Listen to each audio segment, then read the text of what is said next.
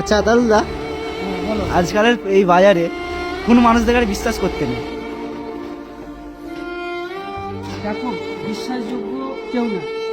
তোমার যদি পাশে কেউ থাকে, সেও বিশ্বাসযোগ্য না। তোমার আশেপাশে যারা সবসময় ঘুরছে, তারাও তোমার বিশ্বাসযোগ্য মানুষ না। এটা তুমি কিভাবে চিনবে? একটা ঘটনা মনে পড়ে যাচ্ছে, সেই ঘটনা তোমাদেরকে শেয়ার করবো। তোমরা দেখতে পাবে ফেসবুক, ইউটিউবে বা গুগলে সার্চ করে দেখতে পাবে। দুবাইয়ের একটা শেখ, তার একদিন মনে হলো যে আমি একটা অজগর খুঁজব, এমনি অজগর সাপ খুঁজি।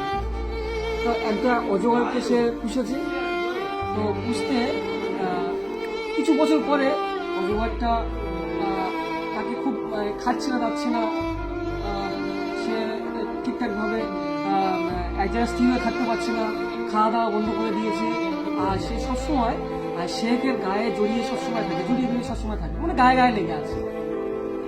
তো তখন শেখ চিন্তা করলো যে অজগর তো দিনকে দিন অসুস্থ হয়ে পড়ছে, যে খাচ্ছে না, যাচ্ছে না, সে অস্থির হয়ে যাচ্ছে, সবসময় গায়ের মধ্যে লেপটে জড়িয়ে আছে। তো শেখ তখন সৌদি আরবের যে বিখ্যাত একটা কবিরাজের কাছে গেল।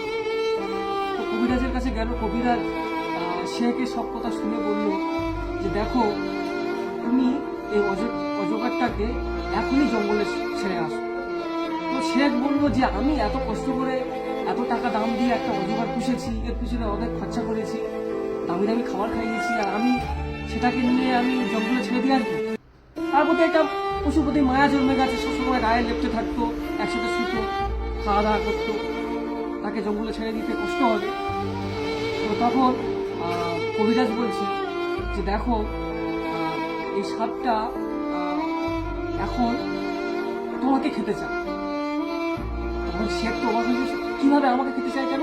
বলছে অজগর সাপ তোমার কিছুদিন তোমার গায়ে গায়ে লাগতে আছে, এই কারণে তোমার গাটা মাপছে, তোমার গাটা মাপছে, আর কিছু খাচ্ছে না, এই কারণে অনেক দিন ধরে না খেয়ে থাকছে, তোমাকে খাবে বলে। তাই তোমার গা সবসময় জড়িয়ে আছে, তোমাকে মাপছে যে কিভাবে তোমাকে খাবে, তাই তোমাকে দেখছে। তো শেখ তখন কবিরাজ বলল যে তোমার আশেপাশে যেসব মানুষগুলো আছে, আর তোমাকে যারা আশেপাশে সবসময় ঘুরে, পিছনে ঘুরে, সবাই আপনজন নয়। সে অজগরটাকে তার পিছনে অর্থ খরচা করেছে, তার পিছনে মায়া বসিয়েছে, তাকে পুষেছে। সে না খেলে সে খেত না, কিন্তু সেই অজগর তাকে খাওয়ার জন্য, সে যখন স্টাবলিশ হয়েছে, বড় হয়েছে, সে তখন তাকে খাওয়ার জন্য, তার মনিককে, সে তাকে যে পুষেছে তাকে খাওয়ার জন্য সে অস্থির হয়ে গেছে, তার শরীরকে মাপছে, সে খাবে।